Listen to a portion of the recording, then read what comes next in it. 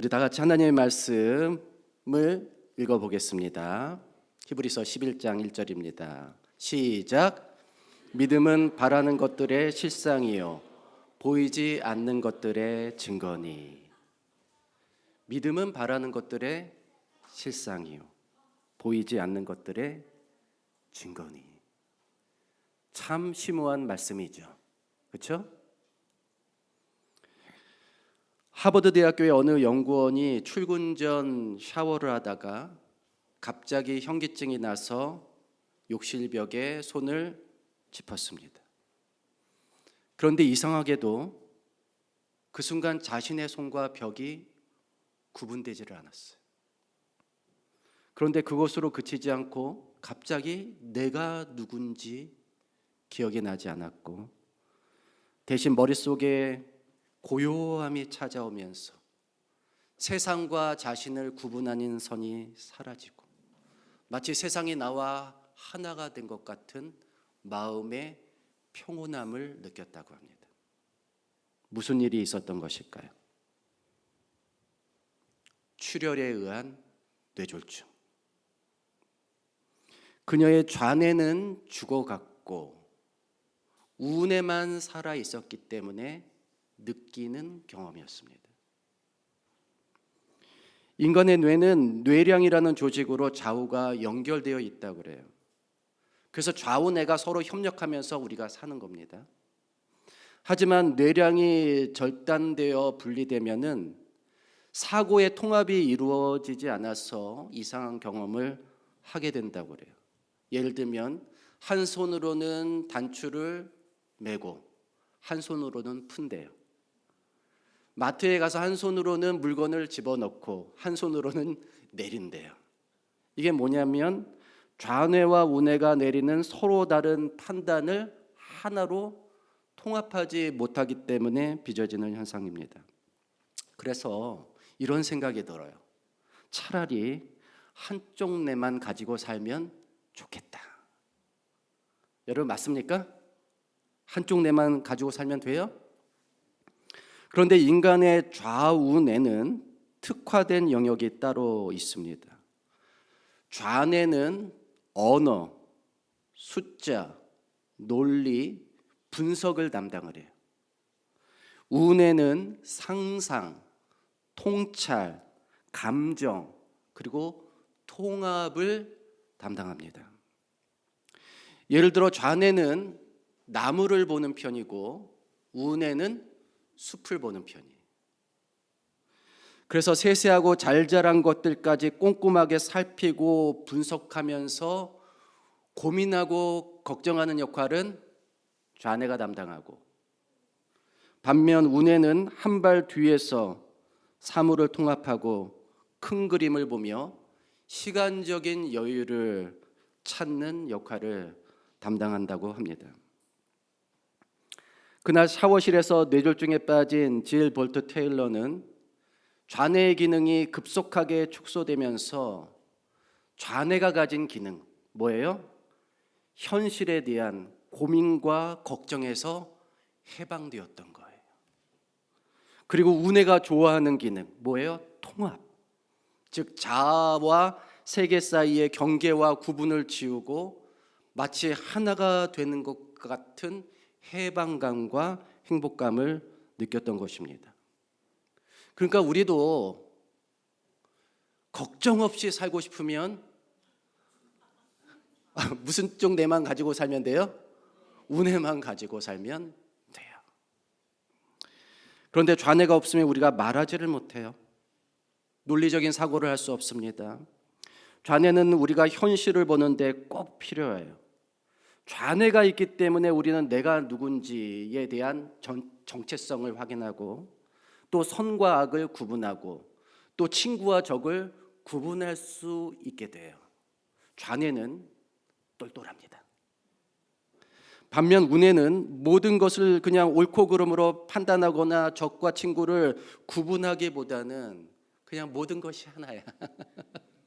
모든 것을 감사하게 생각하고 모든 것을 있는 그대로 받아들입니다.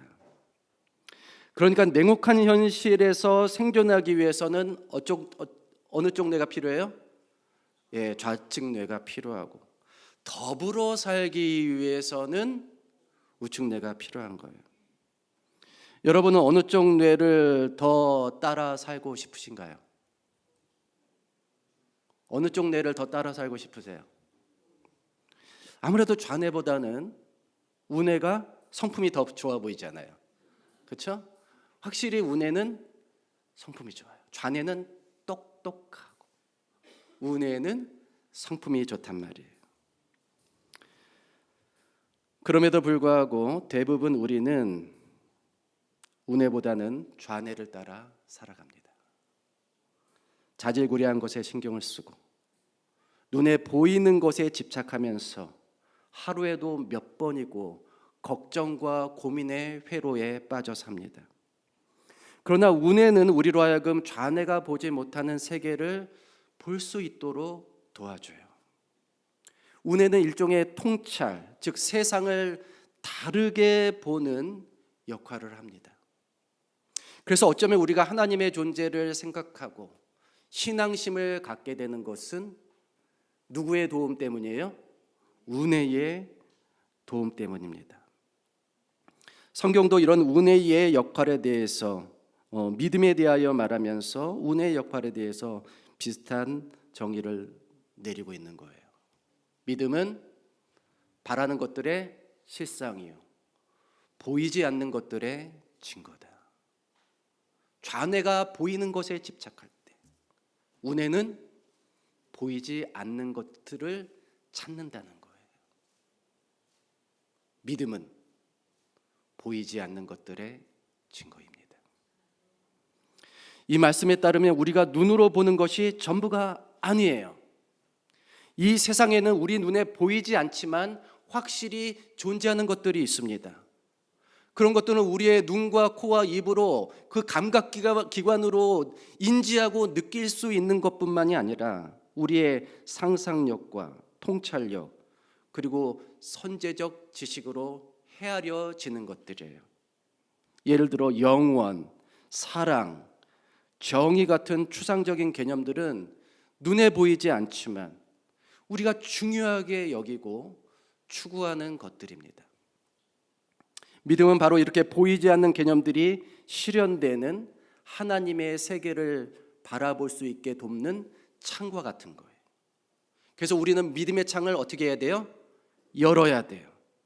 우리가 믿음의 창을 열 때 눈에는 보이지 않지만 우리 앞에 실제하는 하나님의 세계가 펼쳐지는 것입니다. 여러분, 하나님의 세계를 보기를 원하십니까? 그럼 우리에게 필요한 게 뭐라고요? 믿음이에요. 믿음은 보이지 않는 다른 것을 볼 수 있게 합니다. 하지만 안타깝게도 많은 사람이 보이지 않는 이 세계를 찾기는 찾지만 볼 수 없어서 방황합니다. 그들도 단지 눈에 보이는 생존 세계뿐만 아니라 영원한 가치를 실현하는 어딘가가 있기를 기대하고 있어요. 그러나 그런 세상이 보이지 않기 때문에 피곤하고 지치고 실망하고 포기합니다. 그런데 이는 너무도 당연한 결과예요. 왜냐하면 그런 세계는 우리 눈으로 확인할 수 있는 영역 밖에 있기 때문입니다. 정말 그런 세계를 보고 싶다면 무엇이 필요하다고요? 믿음. 믿음이 있어야 하나님의 세계를 볼 수 있습니다. 하루는 니고데모라는 유대교 지도자가 예수님을 찾아왔어요. 그는 주님과 더불어 하나님 나라에 대해서 이야기하고 싶었습니다. 그러나 그는 하나님 나라에 대해서 아는 게 없었어요. 왜냐하면 하나님 나라를 본 적이 없기 때문이에요. 즉 그에게는 아직 믿음이 없었습니다. 그래서 주님은 사람이 거듭나지 아니하면 하나님 나라를 볼 수 없느니라고 그에게 말해 주었습니다. 그에게는 믿음으로 거듭난 눈이 필요했습니다. 그렇지 않고서는 하나님 나라를, 하나님의 세계를 볼 수 없는 거예요. 그렇다면 믿음으로 보는 하나님의 세계는 어떤 세계일까? 첫째, 믿음으로 보는 하나님의 세계는 창조 세계입니다. 어떤 세계라고요? 창조 세계. 믿음으로 모든 세계가 하나님의 말씀으로 지어진 줄을 우리가 아나니 보이는 것은 나타난 것으로 말미암아 된 것이 아니니라. 우리가 보는 것은 나타난 것으로 말미암아 된 것이 아니라 보이지 않는 어떤 것에 의해서 이루어진 거란 뜻이에요. 그것을 알려면 뭐가 필요하다고요? 믿음. 믿음으로 이 세상에 창조된 것을 우리가 알아야 하는 겁니다. 지금 세상을 바라보는 관점은 두 가지예요. 하나는 이 세상이 과거의 어느 시점에 우연히 시작되었다고 보는 진화론적인 관점이고, 또 하나는 과거의 어느 시점에 하나님이 창조하여서 이 세상이 시작되었다고 보는 창조론적 관점이에요. 진화론적인 관점에서는 신이 배제되어 있기 때문에 우리가 눈으로 보는 세계와 현상과 밝혀진 현상만을 가지고 이 세상의 기원을 추론합니다. 반면 창조론적인 관점에서는 우리가 볼 수 있는 세상뿐 아니라 인간이 아직 이해하지 못한 이 세상의 수많은 신비의 배후에 탁월한 지적 존재, 즉 창조주가 계시기 때문에 이 우주가 그리고 인간이 시작되었다고 이해합니다. 노벨 물리학상 수상자이자 인류 역사상 가장 위대한 물리학자 중 한 명으로 손꼽히는 로저 펜로즈는 이 세상이 존재할 가능성을 계산했어요. 그 가능성은 10의 10승의 123승분의 1이었습니다. 이게 얼마나 작은 수냐면, 혹은 이 분모가 얼마나 큰 수냐면 물리학에서 우주의 모든 입자의 수를 10의 80승으로 보고 있어요. 이 우주의 입자의 수가 몇이라고요? 10의 80승.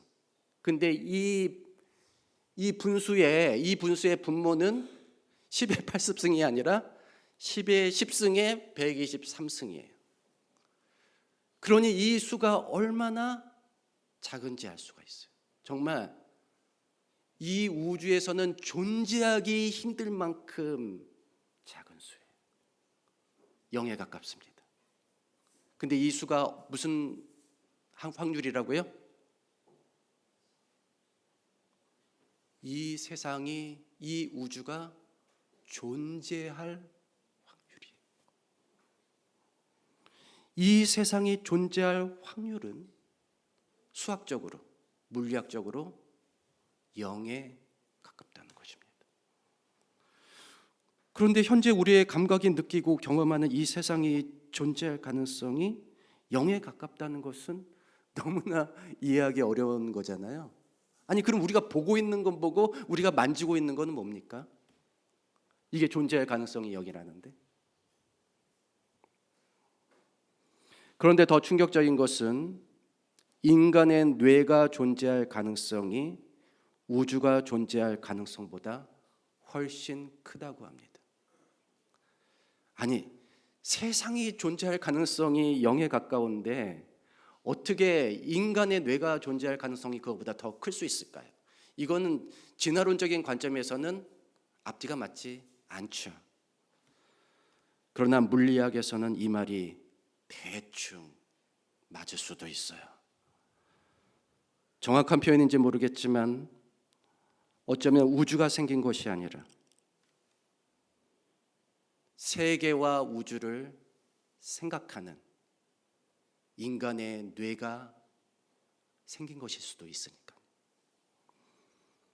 그래서 사람들이 인간의 뇌를 하나의 우주라고 말하는 것 같습니다. 여기 우주가 몇 개예요, 그러면요? 예? 우주가 너무 적어요, 여기. 한 사람 한 사람이 우주보다 귀하다는 말이 또 그래서 나오는 것일 수도 있겠습니다. 결국 이러한 계산은 이 세상에 저절로 생기고 저절로 우리에게 인식되는 것이 아니라 우리가 또는 우리 뇌가 이 세상을 그렇게 느끼고 경험하도록 인식하도록 설계한 어떤 지적 설계자, 곧 신적 존재가 있음을 강력하게 암시하고 있는 것입니다. 신을 전제하지 않고서는 이 모든 것들을 제대로 설명할 수가 없습니다. 그렇지 않습니까? 그래서 많은 과학자들이 우리처럼 교회 와서 하나님을 섬기는 종교인이 되지는 않을지라도 자신이 연구한 분야에서 발견한 놀라운 법칙과 아직 풀리지 않는 우주의 수수께끼 앞에서 일종의 경외감을 느낀다고 하잖아요. 그 경외감이 뭐예요? 그들이 말하기는 그 경외감이 우리의 신앙심이랑 비슷하다고 그렇게 증거를 합니다. 자신들이 느끼는 경외감은 교회 다니는 사람들이 느끼는 신앙심이랑 비슷한 거다. 즉 그들도 말하지 않을 뿐 하나님의 존재를 부인할 수 없다고 하는 거예요. 그런데 만약 그들에게 참 믿음이 있다면, 즉 이 세상에 우연히 생성된 우주가 아니라 인간이 우연히 합성된 유기차가 진화한 산물이 아니라 이 우주를 초월하는 탁월한 과학자이자 수학자이자 건축가이자 예술가이신 우리 하나님의 작품이라는 사실을 깨달을 수 있을 것입니다. 그래서 더 많은 것들을 설명할 수 있겠죠. 믿음이 없이는 하나님을 기쁘시게 하지 못하나니 하나님께 나아가는 자는 반드시 그가 계신 것과 또한 그가 자기를 찾는 자들에게 상 주시는 이심을 믿어야 할지니라. 저와 여러분에게 믿음이 있기를 간절히 바랍니다. 그래서 이 세상이, 그리고 저와 여러분이 우연의 산물이 아니라 필연의 산물이며 하나님의 작품임을 깨달을 수 있기를 간절히 바랍니다. 믿음이 있어야 해요. 둘째, 믿음으로 보는 하나님의 세계는 생명세계입니다. 내가 진실로 진실로 너에게 이르노니 내 말을 듣고 또 나 보내신 이를 믿는 자는 영생을 얻었고 심판에 이르지 아니하나니 사망에서 생명으로 옮겼느니라. 이 말씀은 교회를 오래 다니는 사람들조차 이해하기 어려워요. 우리가 예수님을 믿을 때 심판을 받지 않는다는 말까지는 이해가 됩니다. 그런데 우리가 사망에서 생명으로 옮겼다는 말씀이 어려워요. 왜냐하면 하나님을 믿는 사람도 늙어서, 병들어서 또는 사고가 날 때 다 죽기 때문입니다. 그런데 어떻게 사망에서 생명으로 이미 옮겼다라고 말하고 있을까요? 왜냐하면 우리에게는 부활의 소망이 있기 때문입니다. 예수님이 다시 오시는 날 땅에 잠들어 있던 성도들이 부활하여 살아있는 성도들과 함께 썩지 아니할 몸을 입고 우리 하나님의 나라에 가서 1000년 동안 왕노릇한 다음에 다시 이 지상에 와서 하나님의 영원한 나라를 건설할 것입니다. 이것을 일컬어 뭐라고 부른다고요? 생명의 부활. 반면 주님을 믿지 않는 자들은 재림의 날에 부활하지 못하고 최후의 심판날에 부활하여 자신의 잘못과 죄를 인정한 다음 불못에 들어가 영원히 소멸될 것입니다. 자, 이것을 일컬어 뭐라고 그런다고요? 심판의 부활. 자, 여러분은 이제 어느 부활에 참여하시겠습니까? 생명의 부활에 참여하셔야겠죠? 꼭 그러기를 바랍니다. 자, 이런 약속과 계획이 있기 때문에 주를 믿는 자는 이미 사망에서 어디로 옮긴 거예요? 생명으로 옮긴 것입니다. 그러나 예수님의 재림의 날, 또 심판의 날 이후에야 우리가 하나님의 세계를 볼 수 있는 것은 아닙니다. 우리가 믿음의 눈을 가지고 있다면 지금도 우리는 하나님의 세계, 그 생명의 세계를 볼 수가 있어요. 우리 눈에 생명 세계가 아니라 생존 세계만 보이는 이유는 뭐가 없기 때문이라고요? 믿음이 없기 때문에. 여러분의 눈에는 생존 세계만 보입니까? 아니면 생명 세계도 보입니까? 생존 세계란 어떤 세계인가? 그것은 살아남기 위해 처절하게 싸우고 경쟁해야 하는 세계입니다. 약육강식의 세계이고 적자 생존의 세계입니다. 진화론이 설명하는 세계. 약육강식, 적자 생존. 이 세계에서는 그 누구도 영원히 살 수 없기 때문에 생존이란 말이 생존이지 언젠가는 필연적으로 죽고 패배하고 남에게 먹히는 세계. 맞습니까? 맞아요? 동물의 왕 사자도 그렇더라고요. 젊어서나 이렇게 뭐 그러는 거지. 늙으면 무리에서 쫓겨나가지고 하이에나에게 잡혀 먹어요. 심지어 동료 사자들에게 잡혀 먹기도 합니다. 이게 무슨 세계라고요? 생존 세계. 인간 사회도 마찬가지죠. 그래서 생물학 관점에서 보면 인간의 뇌는 생존을 위해 진화해 왔다는 겁니다. 즉 어떻게 해야 환경 변화에 대처해서 최대한 오래 살아남을 수 있을까 하는 물음에 답을 하며 발전해 왔다는 거예요. 우리의 목표가 뭐라고요? 생존 세계에서의 목표는 뭐예요? 최대한. 영원히는 안 돼요. 영원히는 안 돼. 생존 세계에서 뭐예요? 최대한 오래 살아남는 거.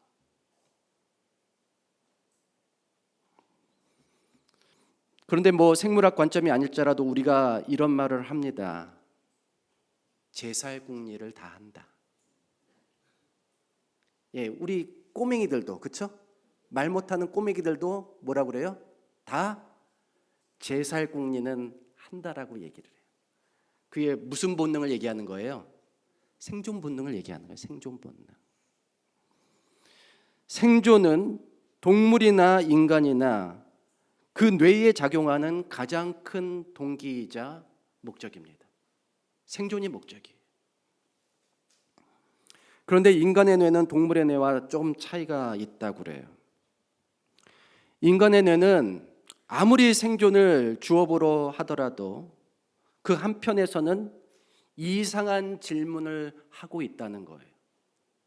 생존만 하면 되는데 인간의 뇌는 생존만 하는 게 아니라 이상한 질문을 계속 한대요. 그 질문이 뭔지 아세요? 나는 누구인가? 나는 왜 태어났는가? 존재는 무엇인가? 선과 악은 무엇인가? 우리가 어떻게 하면 바르게 살 수 있는가? 여러분, 이러한 질문들이 생존에 필요합니까? 생존에 필요해요? 필요 없어요? 생존에 필요 없어요. 이런 질문은 생존에 불필요한 질문들이에요. 근데 인간은 그런 질문들을 하면서 산다는 거예요. 그런데 인간들 중에 극히 일부는 이런 질문들을 고민하지 않고 오직 생존을 위해 투쟁하며 살아갑니다. 인간이란 무엇인가? 나는 어떻게 살아야 하는가? 어떻게 사는 것이 바른 것인가? 이런 질문을 하지 않는다고요. 일부의 사람들이. 그런 질문을 하지 않기 때문에 뭐가 되는 거예요? 범죄자, 사이코패스, 연쇄살인범, 부도덕한 기업인과 정치인, 권력자, 독재자, 그리고 전쟁광이 생기는 것입니다. 생존이 우리가 살아야 하는 유일한 목적이라면 범죄자가 되면 어떻고 독재자가 되면 어떻고 전쟁이 일어나서 며칠은 죽으면 어떠냐는 이겁니다. 누구만 살면 되니까 나만 살면 되니까. 극소수의 사람들이. 근데 여러분, 이거 맞습니까? 맞지 않잖아요. 아니, 우리는 그런 존재가 아니라고요. 생존만 생각하는 존재가 아니라고요.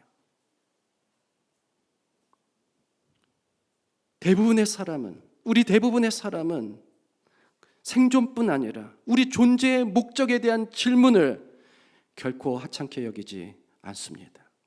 왜냐하면 눈으로 보는 생존 세계가 전부가 아님을 우리는 본능적으로 알고 있기 때문이에요.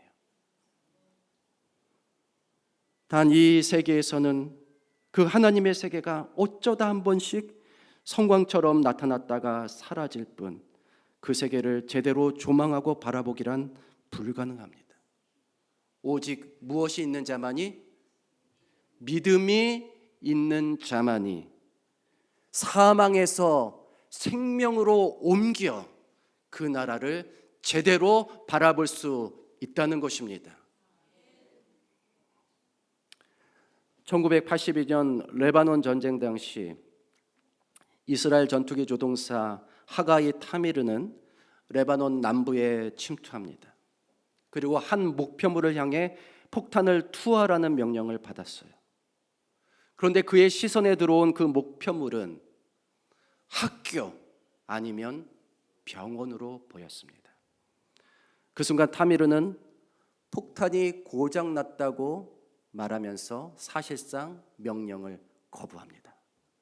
그리고 자기 비행기 안에 있었던 폭탄을 전부 바다에 던져버려요.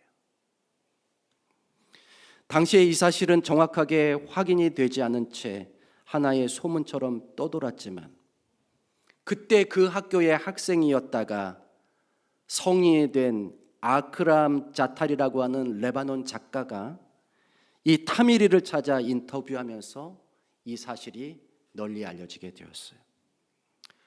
이는 전쟁이라고 하는 생존의 극한 상황에서도 사람은 무엇이 옳은가를 고민하는 존재임을 잘 보여주고 있습니다.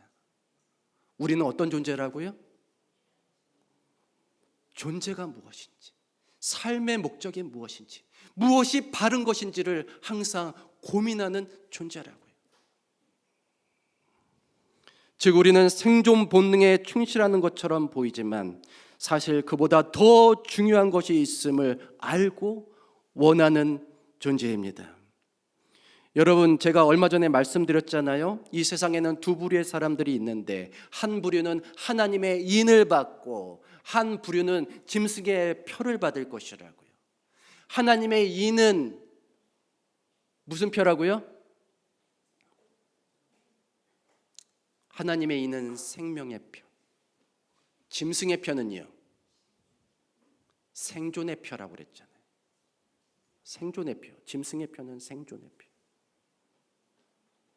먹고 사는 일 때문에 믿음을 버리는 사람들이 갖게 되는 표예요. 생존의 표. 하나님을 믿는 사람은 영원한 생명 대신 생존을 선택하는 어리석은 사람이 되어서는 안 됩니다.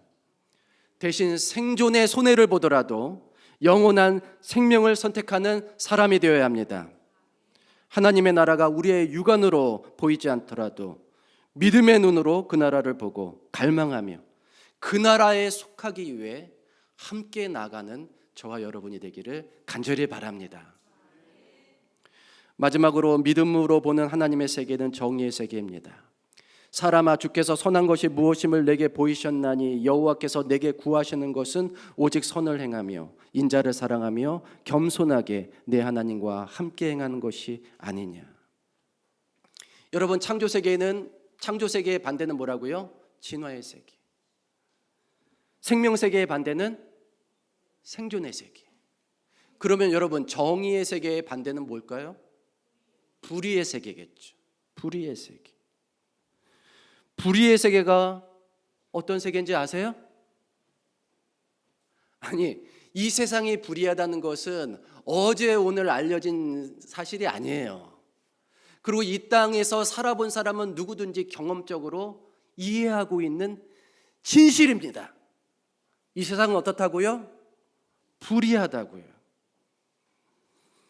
그렇다면 정의란 무엇입니까? 정의란 사회 구성원 모두를 평등하고 공정하게 대우하며 옳고 그름을 명명백백하게 밝혀서 권선징악, 선은 권하고 악은 징벌함으로써 사회를 올바르게 유지하기 위한 도리를 가리킵니다.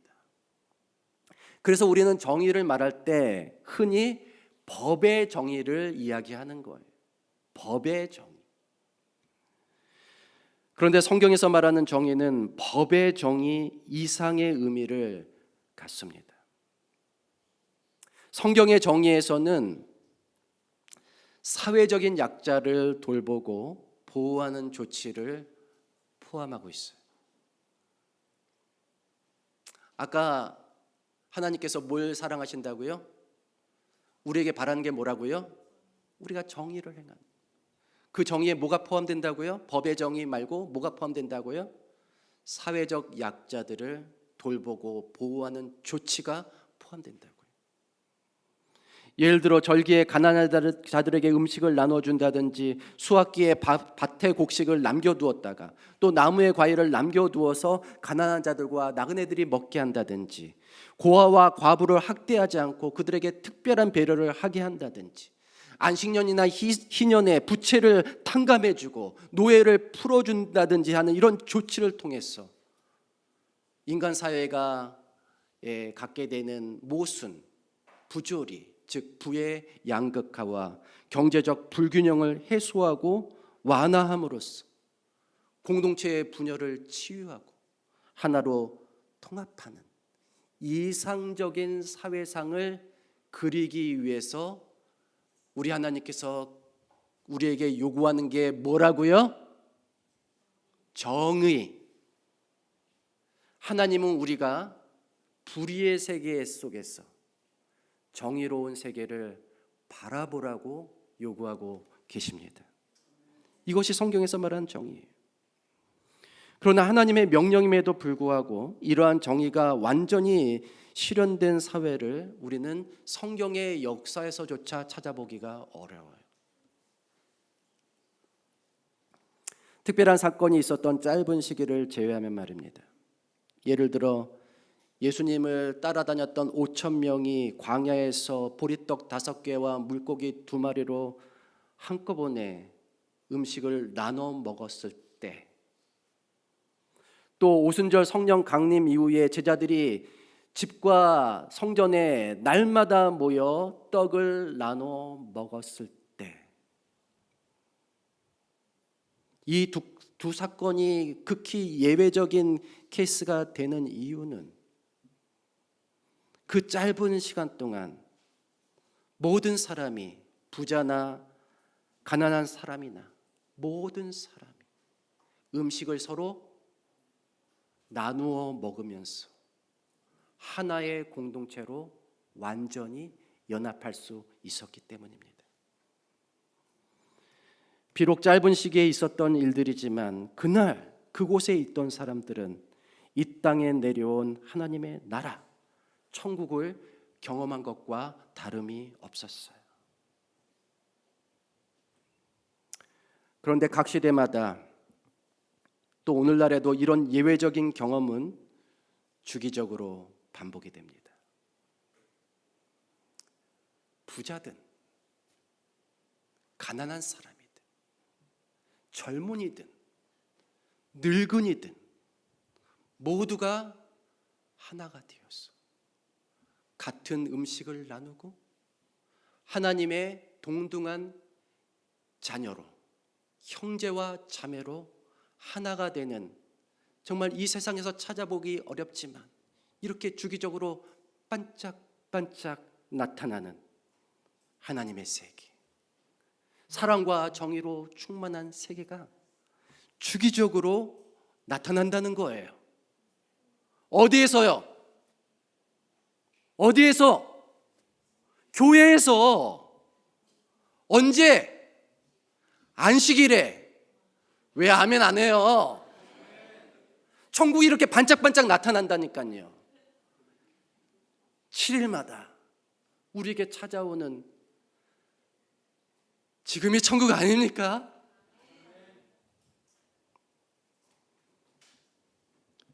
여러분에게 믿음이 없더라도 안식일에 교회에서 경험하는 것들이 세상에서 경험하는 것과 다름을 알 수 있을 겁니다.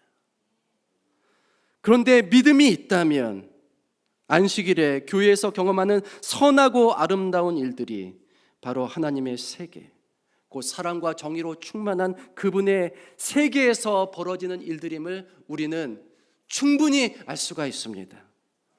저와 여러분이 믿음의 눈으로 이날 이 교회에서 하나님의 세계, 하나님의 나라를 볼 수 있기를 간절히 바랍니다. 우리는 지금 진화의 세계, 생존의 세계, 그리고 불의의 세계를 살아갑니다. 그러나 믿음은 우리를 다른 세계로 인도합니다. 우리에게 완전히 다른 세계를 보여줍니다. 그것은 하나님의 세계, 곧 창조의 세계, 영원한 생명을 누리는 세계, 그리고 사랑과 정의가 가득한 세계입니다. 저와 여러분이 그 나라를 볼 수 있기를 바랍니다.